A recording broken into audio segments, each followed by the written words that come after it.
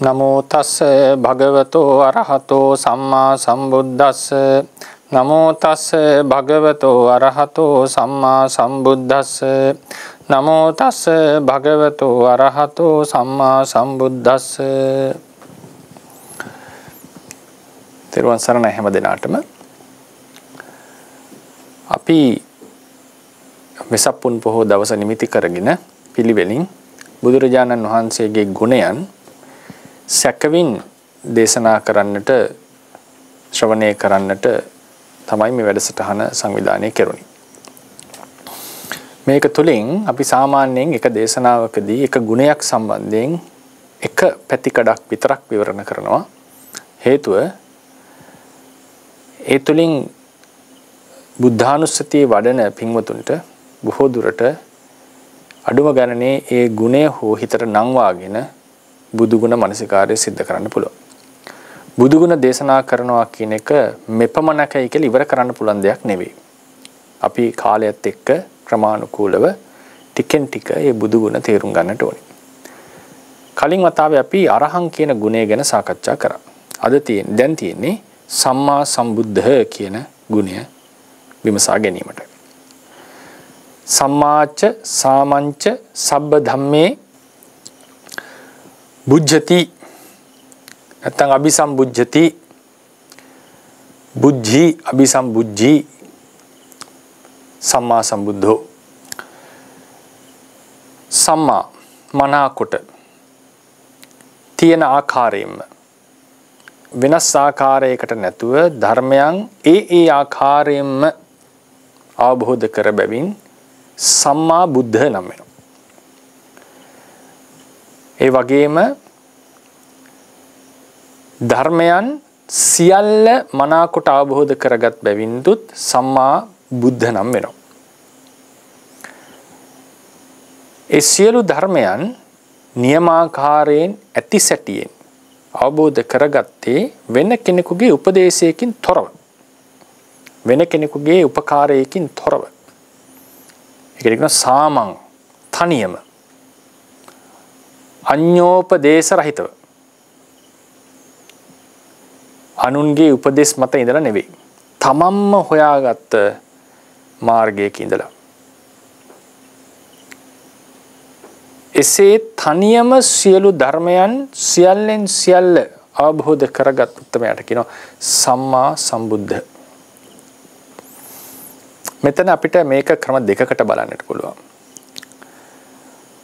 උන්වහන්සේ සතරක් වූ ආර්ය සත්‍ය ධර්මයන් දුක දුක ලෙසත්, සමුදය සමුදය ලෙසත්, නිරෝධය නිරෝධය ලෙසත්, මාර්ගය මාර්ගය ලෙසත් පරිපූර්ණ ලෙස ඉතිරි නැතිව තනියම අවබෝධ කරගත්ත නිසා සම්මා සම්බුද්ධ. එතකොට දුක්ඛය පිරිසිඳ අවබෝධ කරගත්තා. මේ තමයි දුක්ඛ ධර්ම, මේ තමයි රූපය, මේ තමයි සිත, මේ තමයි චෛතසික, මේවා දුක් වන්නේ ඇයි, අනිත්‍යයි දුකයි අනාත්මයි ආදී ලෙසට අවබෝධ කරගත්තා. ඒ වගේම මරණින් මත්තේ මරණයේදී ඇයි මේ දුක්ඛ පරම්පරාව සිඳෙන්නේ නැත්තේ, ඇයි මේක ආපහු දිගින් දිගට දිග්ගැස්සෙන්නේ, දිගින් දිගට මේ සංසාර දුක දිග්ගැස්සෙන්නේ කවරක් නිසාද, සමුදය තෘෂ්ණාව කෙලෙස් ධර්ම කියන එක අවබෝධ කරගත්තා. ඒ හටගත හැකි දුකෙහි අනුත්පාද නිරෝධය, නිර්වාණ ධාතුව, ඒ තමයි පරම සැපය ලෙස අවබෝධ කරගත්තා. ඒ දුකෙන් මිදීමට මාර්ගය, ආර්ය අෂ්ටාංගික මාර්ගය, ඒ වැඩිම කියන එක උන්වහන්සේ තේරුම් ගත්තා. ඒ වගේම ඇස අනිත්‍ය ලෙස, දුක්ඛ ලෙස, අනාත්ම ලෙස, ශූන්‍ය ලෙස, ධාතු ලෙස, ආයතන ලෙස, සෝතය, ගාහණය, ජීවහාව අනිත්‍ය දුක්ඛ අනාත්ම අසුබ ලෙස, ඒ වගේම ආයතන ධාතු ආකාරයෙන් දුක් ගොඩක් බව උන්වහන්සේ අවබෝධ කරගත්තා. මේ ආදී ලෙසට ධාතු 18ම ආයතන 12 මේවට ආයත් වෙන සියලු සංකත ධර්මයෝ, විශේෂයෙන්ම ලෞකික සංකත ධර්මයෝ ඒ ලක්ෂණ වලින් අවබෝධ කරගත්තා. ඒ වගේම අසංකත ධර්මය නිට්ටයයි, සුඛයි, ඉෂ්ටයි, කාන්තයි, මනාපයි කියලා, ඒ වගේම මාර්ගඵල ධර්මයෝ අනිත්‍ය දුක්ඛ අනාත්ම ලක්ෂණ තියෙනවා වගේම ඉෂ්ඨකාන්ත මනාපයි කියලා සැප එළවනවා කියලා උන්වහන්සේ අවබෝධ කරගත්තා. මෙසේ මේ ධර්ම සියල්ලක්ම තියෙන ආකාරයෙන් ඒ ආකාරයෙන්ම තනියම අවබෝධ කරගත්ත නිසා සම්මා සම්බුද්ධයි. ඒ වගේම මේ ධර්ම වශයෙන් කැටි කරන්නේ නැතිව යම් ධර්මයක් ලෝකේ තිබේ නම් ඒ කියන්නේ පුද්ගලයෙකුගේ එක සිතක් දැන් සිත කියන එක පොදුවේ තේරුම් ගන්නවා. ඒ පුද්ගලයන්ට පාළ වෙන ඒ සිත් තේරුම් ගැනීම කිව්වම ඒක තියෙන සියලු ධර්ම තේරුම් ගැනීම. මෙසේ මේ සියලු ධර්ම උන්වහන්සේ අවබෝධ කරගත්තා, දැනගත්තා. ඒ නිසාත් සම්මා සම්බුද්ධයි. ඒ නිසා අපි කියන උන්වහන්සේට සර්වඥයි කියලා. මේ සම්මා සම්බුද්ධත්වයයි සර්වඥත්වයයි කියන එක බොහොම ළඟින් යන දෙකක්. මොකද්ද සර්වඥ භාවය කියලා කියන්නේ? සර්වඥ භාවය කියලා කියන්නේ සියල්ල දන්න බව. සැකෙමින් කිව්වොත්. සියල්ල නැත්නම් ඥානය ඇතිවීමට තියෙන ලොකුම බාධකය තමයි කෙලෙස් ධර්ම. කෙලෙස් ධර්ම ඇති වෙනකොට ඥානෙ වැහෙනවා. රාගය ඇති වෙනකොට, ද්වේෂය ඇති වෙනකොට, මෝහය ඇති වෙනකොට නුවණ දියුණු කරගන්න අමාරුයි. නුවණ විසඳවන්නේ නැහැ. දියුණුවන්නේ නැහැ, තියුණුවන්නේ නැහැ. කෙලෙස් තුනී වෙනකොට, අඩු වෙනකොට, කැපෙනකොට, විනාශ වෙනකොට නුවණ මොහු කරලා එනවා. ඒ විතරක් නෙවෙයි අපි ඒක භාවිත කරන්නටත් ඕනේ. නුවණ කියන එක. ප්‍රගුණ කරන්නට, පුරුදු කරන්නට ඕනේ, හිතන්නට ඕනේ, ගැඹුරට වඩන්නට ඕනේ. සීලයේ ඒ සඳහා සීල සමාධි දියුණු කරන්නට ඕනේ. මේ වගේ කෙලෙස් බාධකයි පුහුණුව ඒකට උපකාරයි. ඒ කෙලෙස් වල තිබිච්ච ගතියක් තියෙනවා වාසනාව කියලා. ඒක අපිටත් තියෙනවා. රහත් වුණාම තීතිර වෙනවා. ඒ වාසනා කෙලෙස්යත් අපේ సంతානෙහි නුවණට බාධා කරනවා. එන හුරුවක් කෙලෙස් වල හුරුව. බුදුරජාණන් වහන්සේ සම්මා සම්බුදුරජාණන් වහන්සේ කෙලෙස් කපනකොට මේ කෙලෙස් ධර්මයි වාසනා ගුණයි දෙකම දුරු කරනවා. අපි ඒක අරහන් ගුණෙද කතා කරන්නේ මේ වාසනාව කියන්නේ මොකක්ද කියලානේ. අනුසය සහිතව වාසනාව. අගින වාසනා සහිත සකල ක්ලේශයන් දුරු කරන බැවින්. මේ වාසනා ක්ලේශය ඉතිරි වෙන නිසා තමයි රහතන් වහන්සේලාටයි පසේ බුදුරජාණන් වහන්සේලාටයි සර්වඥත්වයට පැමිණෙන්නට බැරි වෙන්නේ. උන්වහන්සේලාගේ ඥාණය යම් පමණකින් නතර වෙන්නේ. ඒ ඥානෙට සීමා තියෙන්නේ මේ වාසනා කෙලෙසේ නිසා. සම්මා සම්බුදුවරේ මාර්ගඵල නැත්නම් සතර මාර්ගඥානින් කෙලෙස් ප්‍රහාණය කරනකොට මේ කියන වාසනා ගුණයත් එක්ක ප්‍රහාණය කරනවා. දැන් අපි හිතමුකෝ යම් කිසි යන්ත්‍රයක් ක්‍රියාත්මක වෙන්නට තියෙනවනේ ප්‍රතිවිරුද්ධ බලය ඝර්ෂණය කියලා. එකෙන් ශක්තිය අපත යනවනේ. ශක්තිය වැය වෙනවනේ ඝර්ෂණයට. තාපය ලෙස පිට වෙනවනේ. ඒ වගේම යන්ත්‍රය දෙදරනකොට පිට වෙනවනේ. එතකොට එකෙන් අපි බලන්න අපි හිතමු මේ කාර්යක්ෂම භාවය අඩු වෙන්නට තියෙන එකක් තමයි වස්තු අතර තියෙන ඝර්ෂණය. නැත්තම් ඒ භව. එතකොට ඒ වගේ දෙයක් තමයි මේ කෙලෙස් වලින් සිද්ධ කරලා තියෙන්නේ. මේ කෙලෙස් ධර්ම තියෙනකොට අපේ ඥාණයට 100%ක කාර්යක්ෂමතාවයකට එනවා. යන්ත්‍රයක් 100%ක් කාර්යක්ෂම වෙන්න බෑනේ කවදාවත්. දෙන ශක්තියට සමාන ශක්තියක් එයින් කෘත්‍ය සිද්ධ කරන්නේ නැහැ. ඒ නිසා මේ ඥාණයට 100%ක් කාර්යක්ෂම වෙන්නට, සර්වඥ වෙන්නට, සියල්ල දැනගන්නට පුළුවන් වෙන්නට බාධකේ කෙලෙසේ. කෙලෙසේ රළු මට්ටමින් තියෙනකොට ගොඩාක් ඥාණය දුර්වල වෙනවා. ඥාණය වේගය අඩු වෙනවා, දන්ද වෙනවා, මන්ද වෙනවා. ඒක යටපත් වෙන්න දුරු වෙන්න ඒක එන්න ප්‍රභාස්වර වෙනවා, තියුණු වෙනවා. හැබැයි වාසනා ගුණය අපි එදා ඉස්සෙල්ලා කතා කරපු වාසනා ගුණය ඉතිරි වෙලා තිබුණොත්, කෙලෙස් නැති වුණත්, ඥානය පරිපූර්ණව තිබුණත්, දුක්ඛය සමුදය නිරෝධය මාර්ගය මනාකොට අවබෝධ කරගෙන තිබෙයි. ඒ කියන්නේ සැකයක් නැති වුණත් අර සියලු ධර්මයෝ ඒ ධර්ම වශයෙන් අහවල් කෙනාගේ සිත ආදී ලෙසට අවබෝධ කර ගැනීමට සියල්ලෙන් සියල්ල අවබෝධ කර ගැනීමට බාධකයක් ඇති වෙනවා මේ වාසනා ගුණ. ඒ කාර්යක්ෂම භාවය අඩු කරනවා. ඒ වගේම දැන් රහතන් වහන්සේ වුණත් අභිඥාවක් වගේ පුරුදු කරොත් අනිත් රහතන් වහන්සේලාට වඩා උන්වහන්සේලාට දැනගන්න පුළුවන්. වෙන කෙනෙක්ගේ හිත දුර තියෙන දෙයක් ඒක සාමාන්‍ය රහතන් වහන්සේලාට දැනගන්න බෑ. නමුත් උන්වහන්සේලාට පවා අභිඥාලාභී රහතන් වහන්සේලාට පවා දත හැකි දේවල් වල සීමාවක් තියෙනවා. මේ සීමාව ඇති වෙන්නට ප්‍රධානතම හේතුව ථේරවාද විවරණ වලට අනුව වාසනා ගුණය. මේ වාසනා ගුණ ඉවත් වෙනකොට ඥානයට බාධක අනුසයක් නැහැ වාසනාවක් නැහැ. දැන් අපිට අනුසය වාසනා දෙකෙම බාධකයේ තියෙන අපේ ඥානයට. රහතන් වහන්සේගේ ඥානයට අනුසය බාධකේ නැහැ වාසනා බාධකේ තියෙනවා. අභිඥාවක් එහෙම පුදවා ගත්තොත් ඒකේ තවත් ප්‍රගුණ කරපු බව නිසා ඒ කියන්නේ කිව්වේ වාසනා කෙලෙසෙන් බාධා කරන අපේ පුහුණුවෙන් දියුණු කරන. උන්වහන්සේ ඒක දියුණු කිරීම නිසා උන්වහන්සේට අනිත් රහතන් වහන්සේට වඩා අභිඥාලාභී රහතන් වහන්සේ කෙනෙක්ට විශේෂ ඥාන වලින් දේවල් දැනගන්න පුළුවන්. පස්සේ බුදුරොන්ටත් එහෙමයි. හැබැයි වාසනා ගුණේ තියෙනකොට 100% කාර්යක්ෂම භාවය එන්නට බෑ. සම්මා සම්බුදුවරයෙක් අනුසය සහ වාසනාව කියන දෙකම දුරු කරන නිසා උන්වහන්සේගේ ඥානය 100% කාර්යක්ෂමයි. අවශ්‍ය ඕන දෙයක් උන්වහන්සේට දැනගන්නට පුළුවන්. දැන් මෙතනදී තියෙන තවත් ප්‍රශ්නයක් තමයි මොකද්ද මේ සියල්ල දන්නවා කියලා කියන්නේ. මේ සර්වඥත්වයේ කියන එක ක්‍රම කිහිපයකට අපිට විස්තර කරගන්නට පුළුවන්. එකක් තමයි බුදුරජාණන් වහන්සේ සර්වඥයි කියනකොට උන්වහන්සේ නොදැක්ක දෙයක් නැහැ කියනවා. නොදන්න දෙයක් නැහැ. ඒ කියන්නේ උන්වහන්සේට අර අමුතුවෙන් අලුතෙන් සොයාගත යුතු දෙයක් නැහැ. ඒ වගේම උන්වහන්සේට ආවර්ජනා කර සැනින් අවබෝධ නොකළ හැකි දෙයක්වත් නැහැ. අවබෝධ කර නොකළ හැකි දෙයක්වත් නැහැ. මෙතන අපි විශේෂයෙන් හිතන්නට ඕන තැනක් තමයි දේශනාවල තියෙනවා මිනිස්යන් විසින් දෙවියන් විසින් සත්වයන් විසින් යමක් දකින්න ලදනම් දැකිය හැකිනම් ඒ සියල්ලම උන්වහන්සේ දැකිය ඇසිය විඳිය හැකි යමක් වේ නම් මේ සියල්ල උන්වහන්සේ අවබෝධ කරගත්තා කියන එක. ඒ නිසා උන්වහන්සේලා අපි කියන ඥාත සබ්බඤ්ඤෝ කියලා සියල්ල දන්න උත්තමයා කියන එක. ඒ කියන්නේ බුදු වෙලා අලුතෙන් තේරුම් ගත යුතු දෙයක් නැහැ. හැබැයි මෙතනදී ප්‍රශ්නයක් අහනවා ලෝකයේ තියෙන යම්තාක් අරමුණු සියල්ල උන්වහන්සේ දැකලා තියෙනවා. ඒක වෙන්නට බැරි දෙයක්. මොකද හේතුව ථේරවාද ක්‍රමයේ හැටියට අවකාශය අනන්තයි. ඒ අනන්ත අවකාශයේ ඉන්න පුළුවන් සත්‍යෝ ගන්න මෙතකයි කියලා නැහැ. ඒතර යමක් අනන්ත නම් යමෙක්ගේ සියල්ලම ඒ තියෙන ලෝක සියල්ලක්ම සියලු අරමුණක්ම දැනගෙන තියෙනවා නම් අනන්ත වෙන්න බෑනේ. සසර මුලක් නැහැ කියලා අපි කියනවා.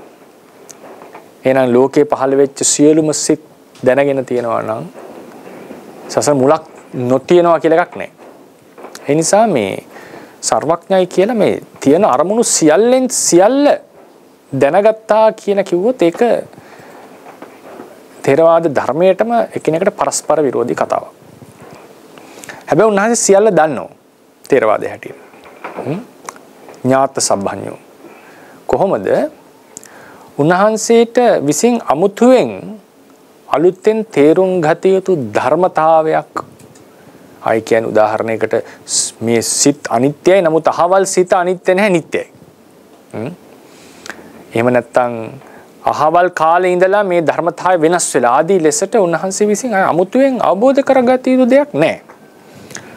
අනිත්‍ය බව, දුක්ඛ බව, අනාත්ම බව, බුදුවරයෙක් පහළ වෙන්නට පිරියුතු ගුණාංග, බුදුවර පහළ වෙන කාල මේ වගේ ලෝකයේ තියෙන යම්තාක් ධර්මතා සිදුවීම් විය හැකි සම්භාවිතා සියල්ලක් තියෙනවා නම් උන්වහන්සේ ටික දැනගෙන තියෙන්නට ඕනේ. ඒ වගේම යම්කිසි අරමුණක් දැනගන්නට අවශ්‍ය නම් ආවර්ජනා කළ සැනින් උන්වහන්සේට තේරුම් ගන්නට පුළුවන් වෙනවා. ඒකට හේතුව වාසනා ගුණේ නැති බව. වාසනා ගුණය තමයි මේකට බාධකේ. මේ ඥානයේ 100% කාර්යක්ෂම වීමට. ඒ නිසා බුදුරජාණන් වහන්සේ අපේ ධර්මයේ හැටියට උන්වහන්සේට නොදත හැකි දෙයක් නැහැ, දැනගත නොහැකි දෙයක් නැහැ. ඒ වගේම උන්වහන්සේ නොදන්න දෙයක්වත් නැහැ. ඒතර මේ නොදන්න දෙයක්වත් නැතිවීමත් ලෝකේ අරමුණු අනන්ත වීමත් කියන දෙක අපි හොඳට සියුම්ව තේරුම් ගන්නට ඕනේ. සංසාරයේ මුලක් නැතිනම් සංසාරයේ පහළ වෙච්ච සියලුම සිත් දැනගන්නවා කියන එකක් වෙන්න බෑනේ. මොකද ඒක මුලක් නැහැනේ. විශ්වය අනන්ත නම් ඒකේ තියෙන සියලු ලෝක ධාතු සියල්ලක්ම දැක්ක කියන්න බෑනේ. මොකද ඒක අනන්තයිනේ. කෙලවරක් නැහැනේ ඒකේ. ඒ නිසා මෙතන සියල්ල දන්නවා කියනකොට උන්වහන්සේ විසින් කයි අමුතුවෙන් අවබෝධ කරගත යුතු ධර්මතාවයක් සිද්ධියක් විය හැකි දෙයක් මේ සියල්ල උන්වහන්සේට ප්‍රකටයි උන්වහන්සේ දන්නවා සහ යම් දැනගත යුතු ධර්මයක් වේ නම් තියෙන ධර්මයක් වේ නම් ඒ සියල්ල උන්වහන්සේට ආවර්ජනා කර සැනින් දැනගන්නට පුළුවන් වෙනවා. ඒ නිසා උන්වහන්සේ කම සබ්බඤ්ඤෝ නෙවෙයි. කම සබ්බඤ්ඤෝ කියලා කියන්නේ පිළිවෙලින් දේවල් දැනගෙන අවබෝධ කරගන්නවා කියන්නේ. කෙලවරක් නැති නිසා අරමුණු වල එහෙම පිළිවෙලින් එක පස්සේ එකක් දැනගෙන කරන්නට තරම් කාලයක් නෑ වෙලාවක්. සකින් සබ්බඤ්ඤෝ කියන්නේ සියල්ල එකවර තේරුම් ගත්තා කියන්නේ. කියන්නේ සියලු අරමුණු එකවර දැනගන්න බෑ. එහෙම ලෝකයේ අරමුණු කෙලවරක් නැත්තම් එහෙම අරමුණු දැනගන්නවා කියන එකවර දැනගැනීමක් වෙන්නට බෑ. සතත සබ්බඤ්ඤෝ කියලා කියන්නේ ජීවත් වෙලා ඉන්න හැම වෙලාවෙම සියල්ලෙන් සියල්ල පේනවා. ඒක උන්වහන්සේ සූත්‍රයකින් ප්‍රතික්ෂේප කරලා තියෙනවා. සත්‍ය සබ්බඤ්ඤෝ කියලා කියන්නේ සියල්ල දැනගැනීමේ ශක්තිය හැකියාව උන්වහන්සේට තියෙනවා. ඕන දෙයක් දැනගැනීම. ඥාත සබ්බඤ්ඤෝ කියලා කියන්නේ දැනගෙන තියෙනවා. ඒතර තථාගතයන් වහන්සේ ඥාත සබ්බඤ්ඤෝ. හැබැයි ඥාත සබ්බඤ්ඤෝ වෙනකොට ඒක උන්වහන්සේට අරමුණු වශයෙන් ගත්තම දත නොහැකි අරමුණක් නෑ. ඒ හැකියාව ඒ බව උන්වහන්සේ තුල තියෙනවා. දැන් ථේරවාදයට සත්‍ති සබ්බඤ්ඤෝ දැනගත හැකි පුද්ගලයෙක් නෙවෙයි. දැනගත හැකි පුද්ගලයෙක් නෙවෙයි කියන එකෙන් ප්‍රතික්ෂේප කරලා තිනවා. උන්වහන්සේ දේශනාව තුළ මම සියල්ල දන්නවා කියලා. දැනගන්නට පුළුවන් දැනගෙන නැහැ කියලා කිව්වොත් ඒක ප්‍රතික්ෂේපිතයි. දැනගෙන තියෙන මොකද්ද දැනගෙන තියෙන්නේ? ප්‍රශ්න ඉතාල වැදගත්. මොකද්ද දැනගෙන තියෙන්නේ? ලෝකයේ තිබුණු සියලු අරමුණු සියල්ල දැනගෙන තියෙනවා, දැකලා තියෙනවද, අවබෝධ කරගෙන තියෙනවද? ඒක වෙන්නට බැරි දෙයක්. එහෙමනම් ලෝකේ අනන්ත වෙන්න බෑ. සසර මුලක් නැති වෙන්නට බෑ.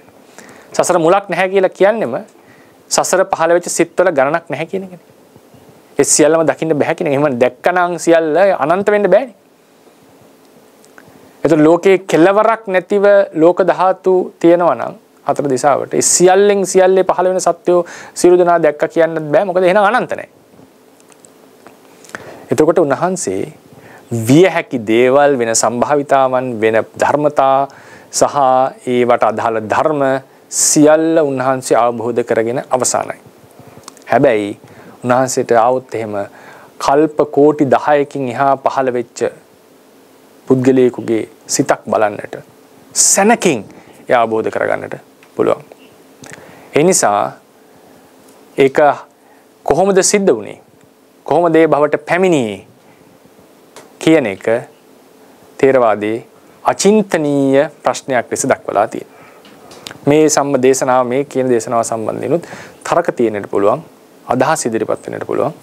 නමුත් සර්වඥත්වයේ කියන එක අපි මම් පෞද්ගලිකව තේරුම් ගන්නට උත්සාහවත් වෙන්නේ ওই විදිහටයි.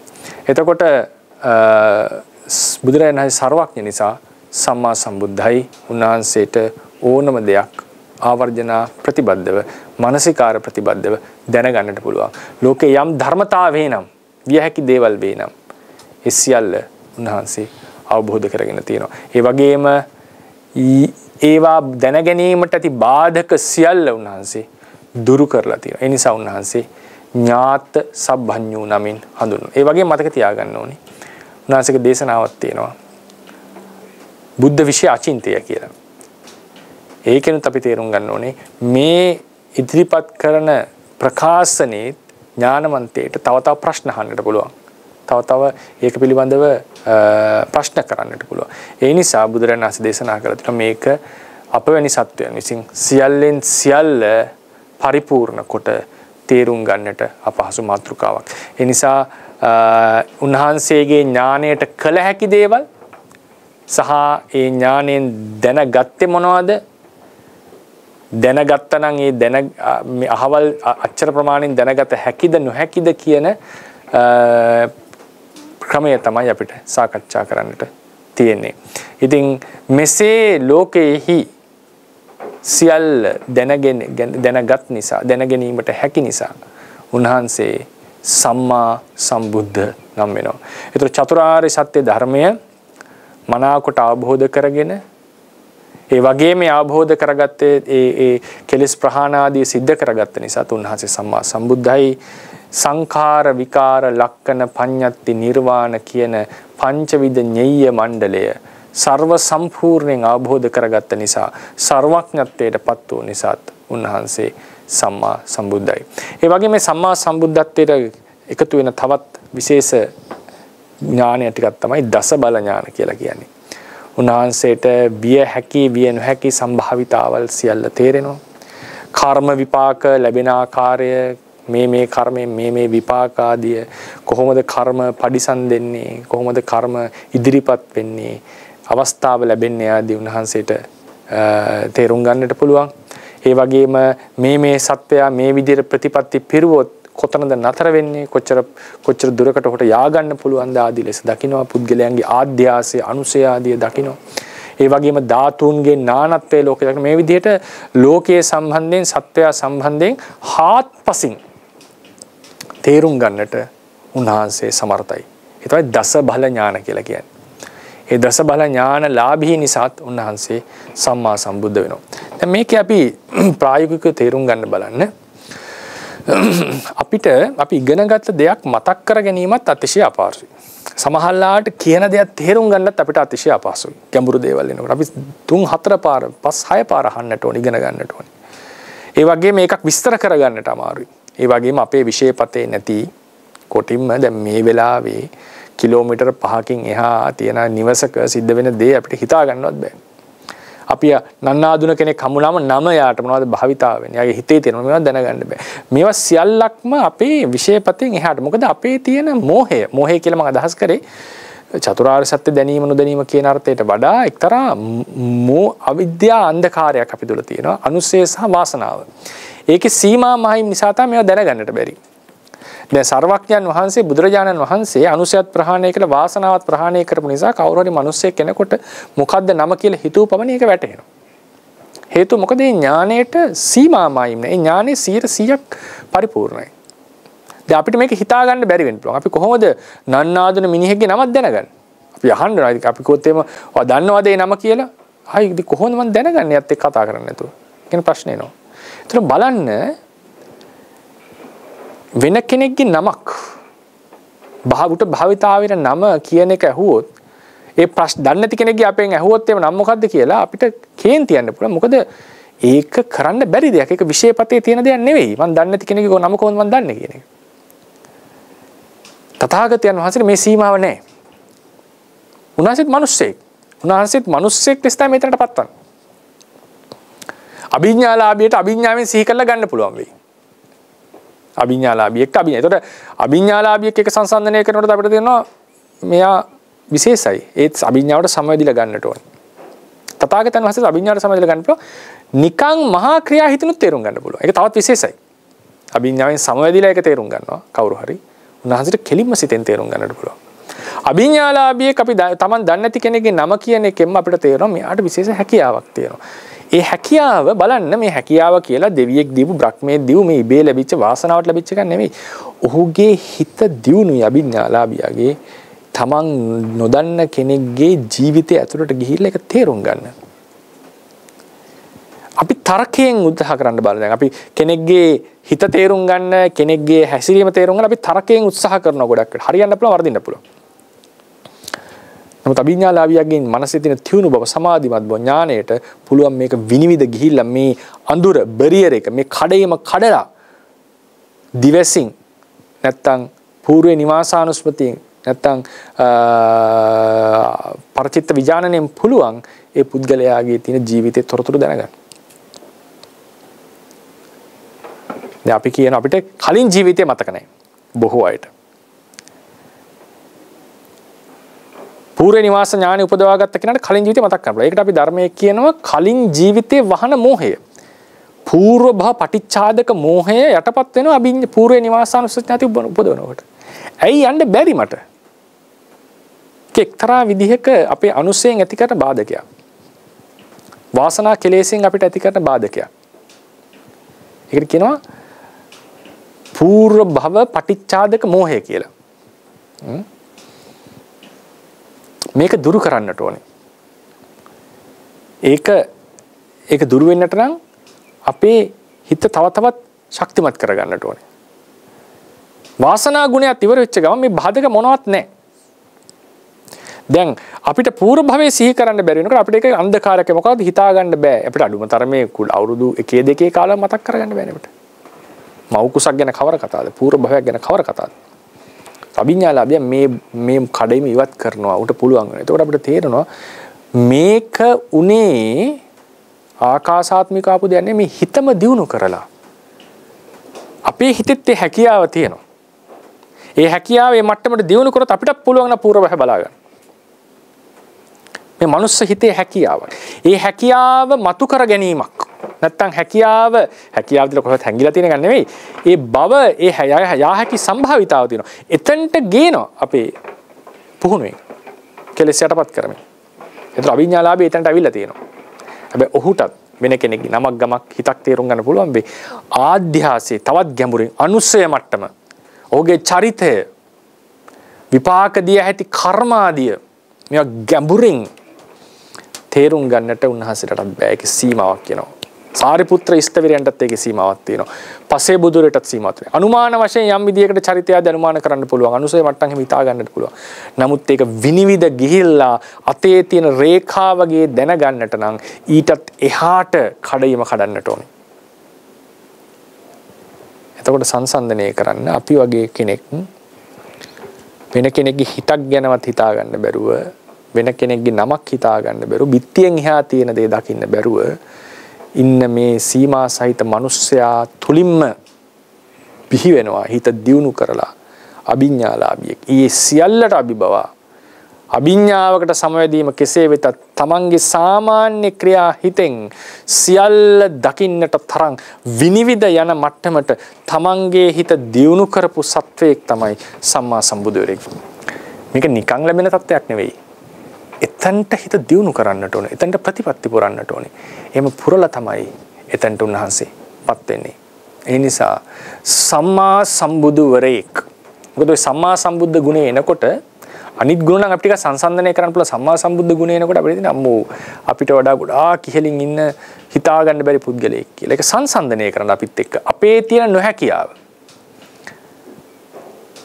උන්වහන්සේගේ තියෙන හැකියාව. මම කොටි උදාහරණයක් කියන්නම්. අපේ විදේශීය ස්වාමීන් වහන්සේ කෙනෙක්ට ලැබිච්ච අත්දැකීමක්. උන්වහන්සේ ලෝකයේ ප්‍රකට හිටපු චෙස් ක්‍රීඩකයෙක් එක්ක කතාවක් යනකොට කියනවා ඒ චෙස් ක්‍රීඩකයා එක්ක තරඟයකට, ඒ කියන්නේ ඒක ලෝක වර්ල්ඩ් චැම්පියන්ෂිප්ස් වලට යන කෙනෙක්. ඒත් එක්ක මේ ගිහි කාලේ මේ ස්වාමීන් වහන්සේ චෙස් අදින්න මේවා කරනවා. ඒතර කියනවා ඉංග්‍රීසියෙන් කියනවා I will play a blind game with you කියලා කියනවා. කියන්නේ මට පුළුවන් ඔයත් එක්ක බ්ලයින්ඩ්ව ගහන්න. බෝඩ් එක දිහා බලන්නේ නැතුව මේ සෙල්ලම කරන්න. ඒ කියන්නේ තනිකර ඒ ස්වාමීන් වහන්සේ ගිහි කාලේ උන්වහන්සේට කම්පියුටරේ චෙස් බෝඩ් එක පේනවා. අනිත් කෙනා එහා පැත්තේ යාට මොනවත් පේන්නේ නැහැ.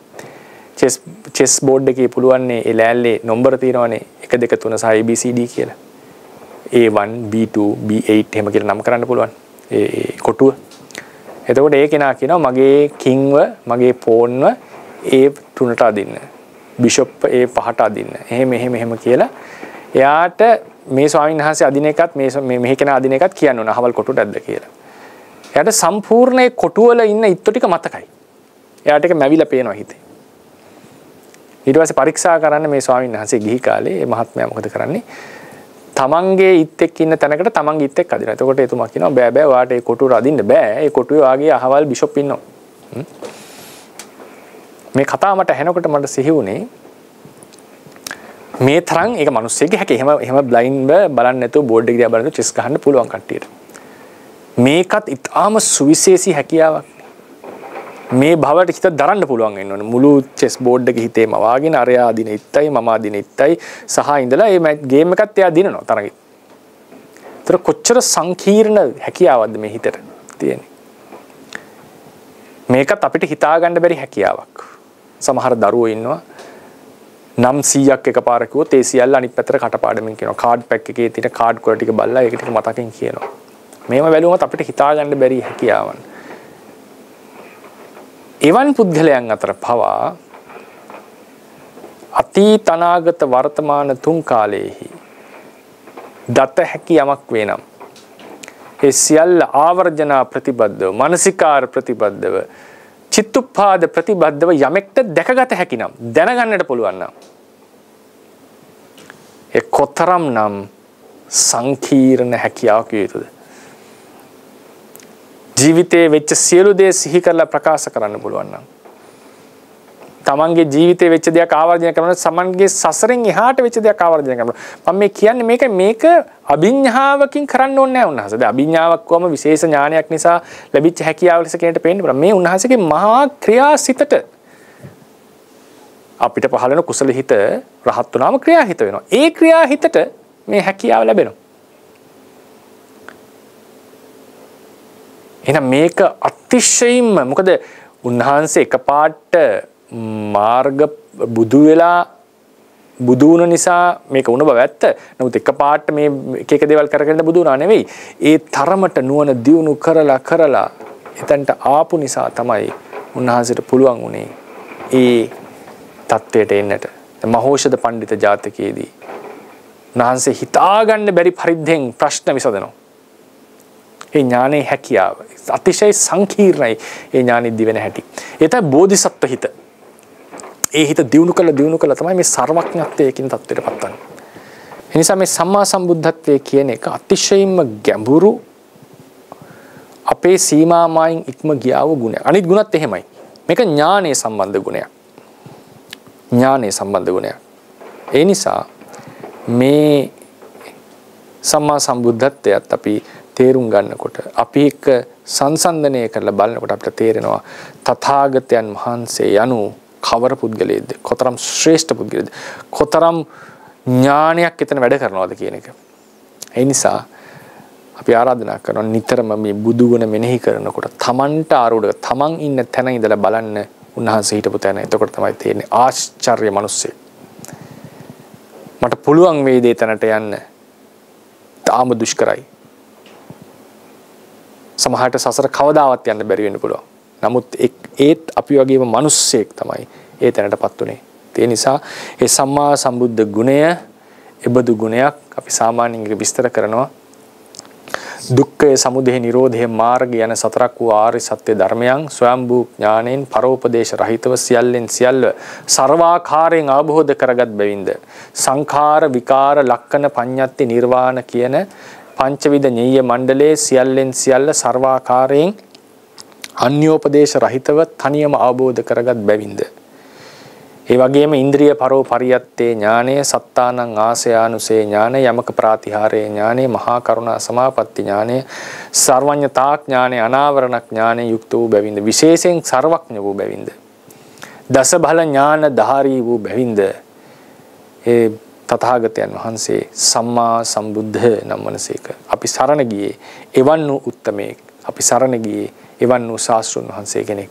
ඒ නිසා ඒ සම්මා සම්බුදුරජාණන් වහන්සේ සරණ ගිය අපි උන්වහන්සේගේ පාරේ යමින් තව තවත් ප්‍රඥාදී ගුණධර්ම දියුණු කරගෙන ලෝක සත්‍ය අවබෝධ කරගන්නට උත්සාහවත් විය යුතුයි. තේ භාග්‍යවත් වූ අරිහත් වූ සම්මා සම්බුදුරජාණන් වහන්සේට අපගේ සිතින්, කයෙන්, වචනයෙන් උත්තමාංග නමස්කාරය වේවා.